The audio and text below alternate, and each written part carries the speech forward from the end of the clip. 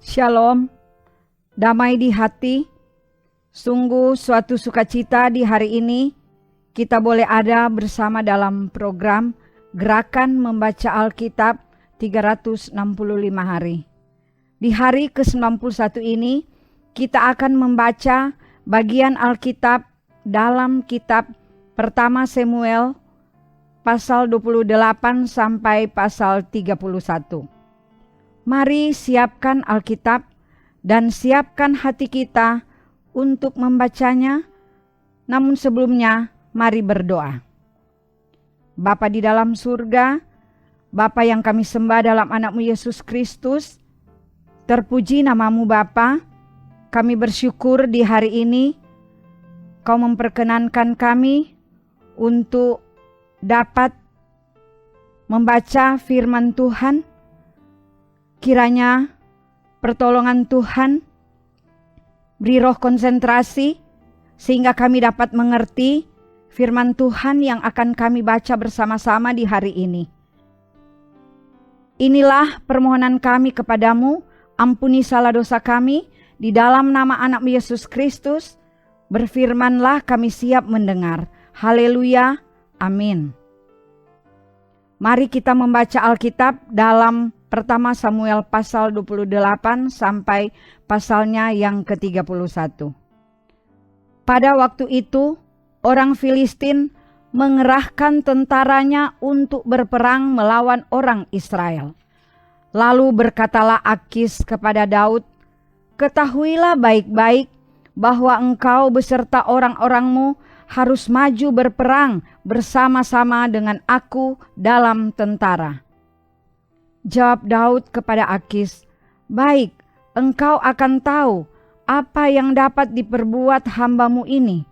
Lalu Akis berkata kepada Daud, "Sebab itu aku mengangkat engkau menjadi pengawalku sendiri sampai selamanya." Adapun Samuel sudah mati. Seluruh orang Israel sudah meratapi dia dan mereka telah menguburkan dia di Ramah di kotanya.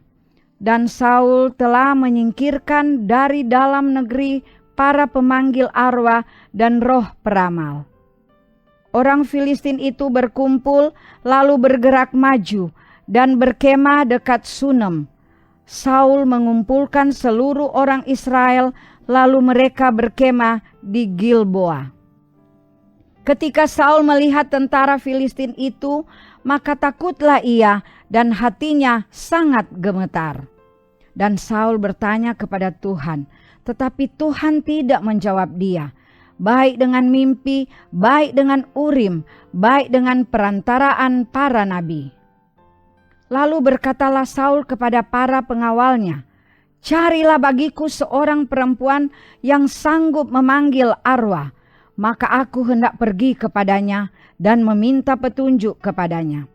Para pegawainya menjawab dia, "Di Endor ada seorang perempuan yang sanggup memanggil arwah." Lalu menyamarlah Saul, ia mengenakan pakaian lain dan pergilah ia dengan 2 orang. Ketika mereka pada waktu malam sampai kepada perempuan itu, berkatalah Saul, "Cobalah engkau menenung bagiku dengan perantaraan arwah dan panggillah supaya muncul kepadaku orang yang akan kusebut kepadamu." Tetapi perempuan itu menjawabnya, "Tentu engkau mengetahui apa yang diperbuat Saul, bahwa ia telah melenyapkan dari dalam negeri para pemanggil arwah dan roh peramal. Mengapa engkau memasang jerat terhadap nyawaku untuk membunuh aku?" Lalu bersumpahlah Saul kepadanya, "Demi Tuhan," katanya, "demi Tuhan yang hidup, tidak akan ada kesalahan tertimpa kepadamu karena perkara ini." Sesudah itu bertanyalah perempuan itu, "Siapakah yang harus kupanggil supaya muncul kepadamu?" Jawabnya, "Panggillah Samuel supaya muncul kepadaku." Ketika perempuan itu melihat Samuel, berteriaklah ia dengan suara nyaring. Lalu perempuan itu berkata kepada Saul demikian, "Mengapa engkau menipu aku? Engkau sendirilah Saul." Maka berbicaralah raja kepadanya, "Janganlah takut, tetapi apakah yang engkau lihat?" Perempuan itu menjawab Saul, "Aku melihat sesuatu yang ilahi muncul dari dalam bumi." Kemudian bertanyalah ia kepada perempuan itu, "Bagaimana rupanya?" Jawabnya, "Ada seorang tua muncul berselubungkan jubah." Maka taulah Saul bahwa itulah Samuel. Lalu berlututlah ia dengan mukanya sampai ke tanah dan sujud menyembah. Sesudah itu berbicaralah Samuel kepada Saul, "Mengapa engkau mengganggu aku dengan memanggil aku muncul?" Kata Saul, "Aku sangat dalam keadaan terjepit. Orang Filistin berperang melawan aku, dan Allah telah undur daripadaku. Ia tidak menjawab aku lagi, baik dengan perantaraan Pak Nabi maupun dengan mimpi. Sebab itu aku memanggil engkau, supaya engkau memberitahukan kepadaku apa yang harus kuperbuat." Lalu berbicaralah Samuel, "Mengapa engkau bertanya kepadaku, padahal Tuhan telah undur daripadamu dan telah menjadi musuhmu? Tuhan telah melakukan kepadamu seperti yang difirmankannya dengan perantaranku, yakni Tuhan telah mengoyakkan kerajaan dari tanganmu dan telah memberikannya kepada orang lain, kepada Daud.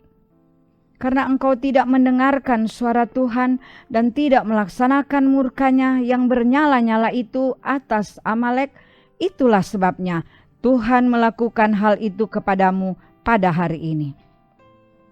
Juga orang Israel bersama-sama dengan engkau akan diserahkan Tuhan ke dalam tangan orang Filistin, dan besok engkau serta anak-anakmu sudah ada bersama-sama dengan daku.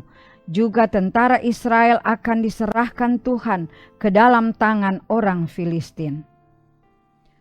Pada saat itu juga rebalah Saul memanjang ke tanah, sebab ia sangat ketakutan oleh karena perkataan Samuel itu.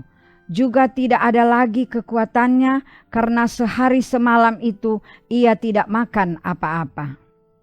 Perempuan itu mendekati Saul lalu melihat bahwa Saul sangat terkejut. Kemudian berkatalah perempuan itu kepadanya, "Lihat, budakmu ini telah mendengarkan permintaanmu. Aku telah mempertaruhkan nyawaku dan mendengarkan perkataan yang kau katakan kepadaku. Oleh sebab itu, kiranya engkau pun mendengarkan permintaan budakmu ini. Izinkanlah aku menyajikan kepadamu sepotong roti. Makanlah supaya ada kekuatanmu apabila engkau berjalan pula." Tetapi Saul menolak dan berkata, "Aku tidak mau makan." Tetapi ketika para pegawainya serta perempuan itu juga mendesak, maka didengarkannyalah permintaan mereka. Lalu bangkitlah ia dari tanah dan duduk di balai-balai. Perempuan itu mempunyai seekor anak lembu tambun di rumahnya, maka segeralah ia menyembelih itu. Ia mengambil tepung, diremasnya dan dibakarnya menjadi roti yang tidak beragi. Dihidangkannyalah semuanya itu ke depan Saul dan ke depan para pegawainya, lalu mereka makan. Kemudian bangkitlah mereka dan pergi pada malam itu juga. Orang Filistin mengumpulkan segala tentara mereka ke Afek, sedang orang Israel berkemah dekat mata air yang di Yisreel. Maka ketika raja-raja kota orang Filistin berjalan lewat dalam pasukan-pasukan 100 dan 1000, dan ketika juga Daud beserta orang-orangnya berjalan lewat di belakangnya bersama-sama dengan Akis, berkatalah para panglima orang Filistin itu, "Apa gunanya orang-orang Ibrani ini?" Jawab Akis kepada para panglima orang Filistin itu, "Bukankah dia itu Daud, hamba Saul, raja Israel, yang sudah 1-2 tahun bersama-sama dengan aku, tanpa kudapati sesuatu pun kesalahan padanya sejak saat ia membelot sampai hari ini?" Tetapi para panglima orang Filistin itu menjadi marah kepadanya. serta berkata kepadanya, "Suruhlah orang itu pulang, supaya ia kembali ke tempat yang kau tunjukkan kepadanya, dan janganlah ia pergi berperang bersama-sama dengan kita, supaya jangan ia menjadi lawan kita dalam peperangan. Sebab dengan apakah orang ini dapat menyukakan hati tuannya, kecuali dengan memberi kepala-kepala orang-orang ini? Bukankah dia ini Daud yang dinyanyikan orang secara berbalas-balasan sambil menari-nari? Demikian Saul mengalahkan beribu-ribu musuh, tetapi Daud berlaksa-laksa." Lalu Akis memanggil Daud dan berkata kepadanya, "Demi Tuhan yang hidup, engkau ini orang jujur, dan aku memandang baik jika engkau keluar masuk bersama-sama dengan aku dalam tentara, sebab aku tidak mendapati suatu kejahatan padamu sejak saat engkau datang kepadaku sampai hari ini. Tetapi engkau ini tidak disukai oleh raja-raja kota. Sebab itu pulanglah, pergilah dengan selamat, dan jangan lakukan apa yang jahat di mata raja-raja kota orang Filistin itu." Tetapi Daud berkata kepada Akis, "Apa yang telah kuperbuat, dan kesalahan apa yang kau dapati pada hambamu ini? Sejak saat aku menjadi hamba kepadamu sampai hari ini, sehingga aku tidak boleh ikut pergi berperang melawan musuh tuanku raja?" Lalu Akis menjawab Daud, "Aku tahu engkau ini memang kusukai seperti utusan Allah. Hanya para panglima orang Filistin telah berkata, ia tidak boleh pergi berperang bersama-sama dengan kita. Jadi bangunlah pagi-pagi beserta orang-orang tuanmu ini yang datang bersama-sama dengan engkau. Bangunlah kamu pagi-pagi, segera sesudah hari cukup terang bagimu, dan pergilah." Lalu bangunlah Daud dan orang-orangnya pagi-pagi untuk berjalan pulang ke negeri orang Filistin, sedang orang Filistin itu bergerak maju ke Yisrael.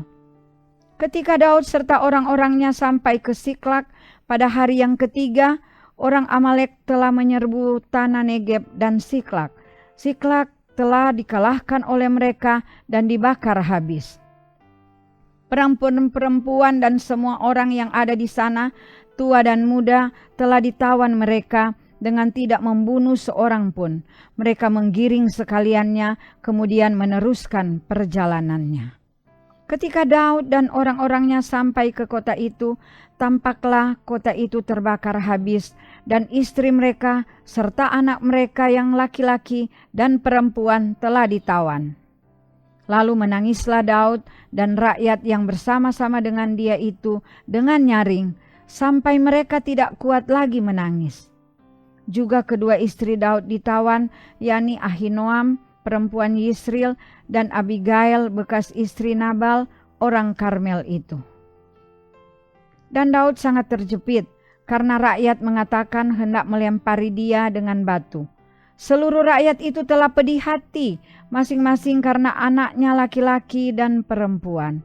Tetapi Daud menguatkan kepercayaannya kepada Tuhan Allahnya. Lalu Daud memberi perintah kepada Imam Abiatar bin Ahimelek, "Bawalah efod itu kepadaku." Maka Abiatar membawa efod itu kepada Daud. Kemudian bertanyalah Daud kepada Tuhan, katanya, "Haruskah aku mengejar gerombolan itu? Akan dapatkah mereka kususul?"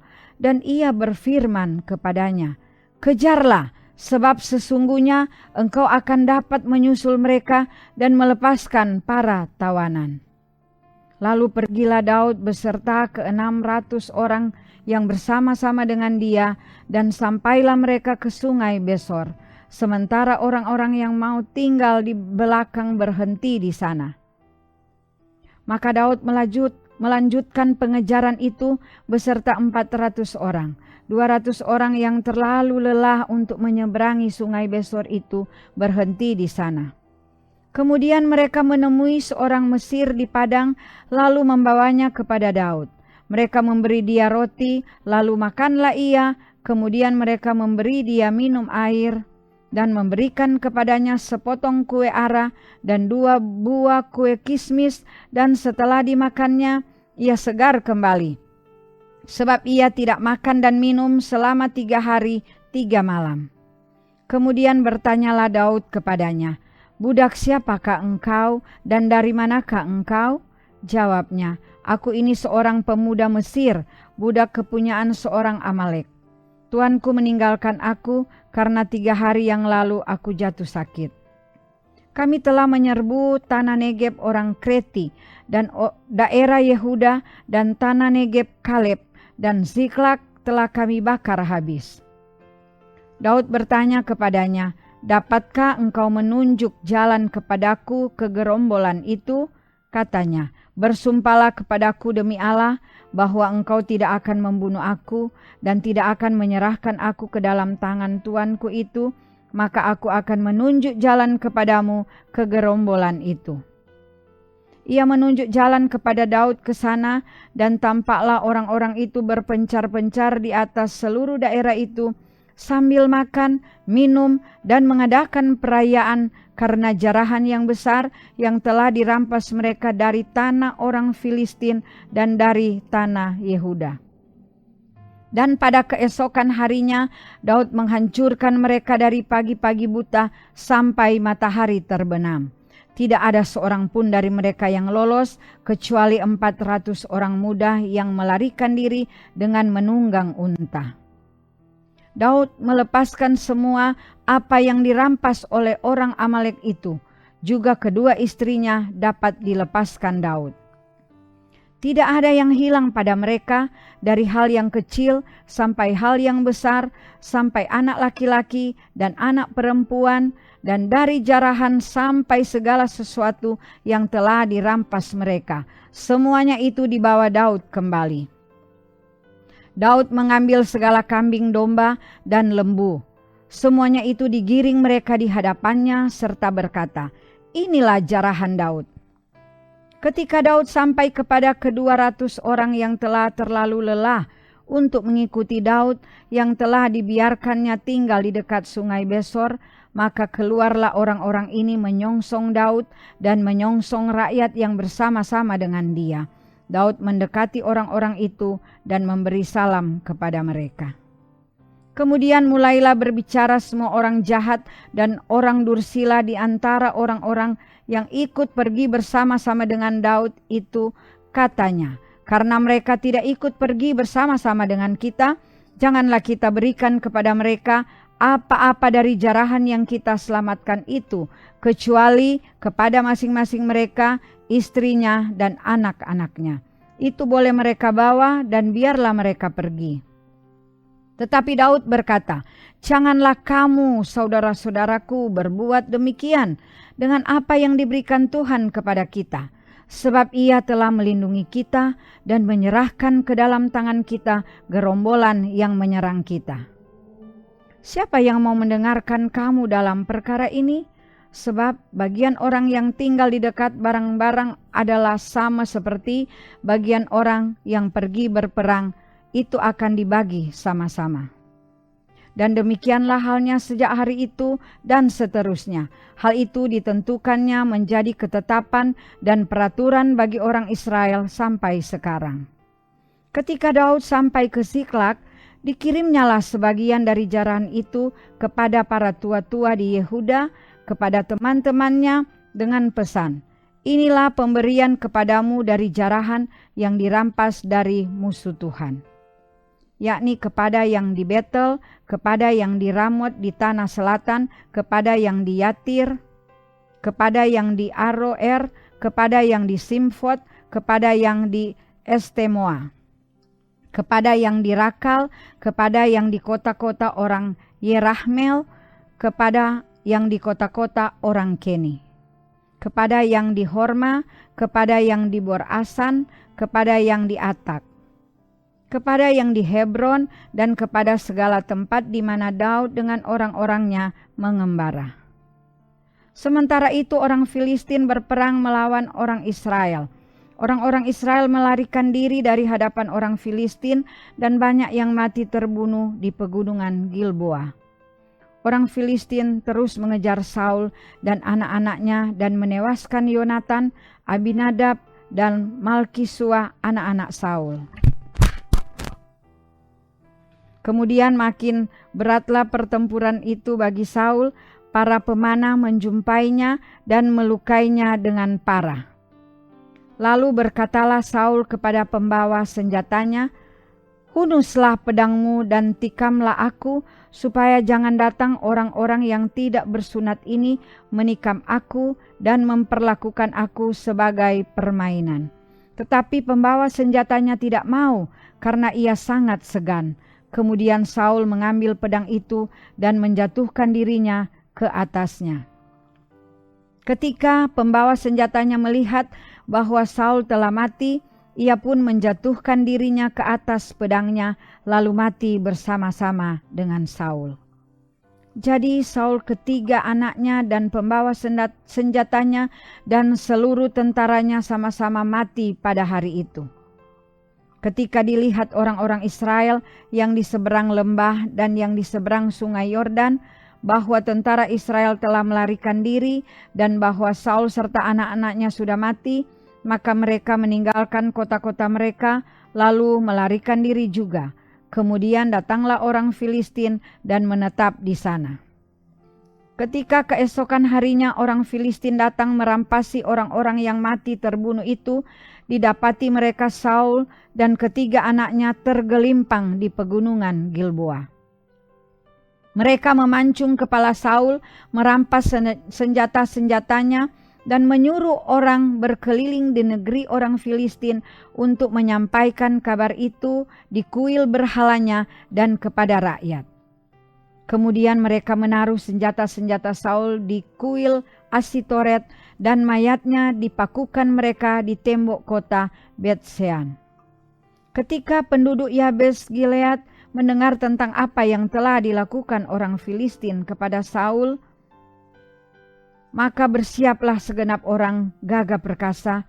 Mereka berjalan terus semalam-malaman, lalu mengambil mayat Saul dan mayat anak-anaknya dari tembok kota Bet-Sean.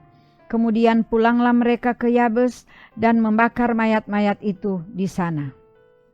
Mereka mengambil tulang-tulangnya lalu menguburkannya di bawah pohon Tamariska di Yabes. Sesudah itu berpuasalah mereka 7 hari lamanya. Mari kita berdoa. Terima kasih Bapa di sorga, saat ini kami boleh membaca firman Tuhan. Biarlah kami diberi kemampuan oleh Tuhan dapat memberlakukan firman Tuhan yang baru kami baca bersama-sama. Terpuji namamu Bapa, ampuni salah dosa kami, di dalam nama anak-Mu Yesus Kristus kami berdoa bermohon, glory haleluya, amin. Demikianlah pembacaan firman Tuhan pada hari ini. Tuhan Yesus memberkati kita semua, amin.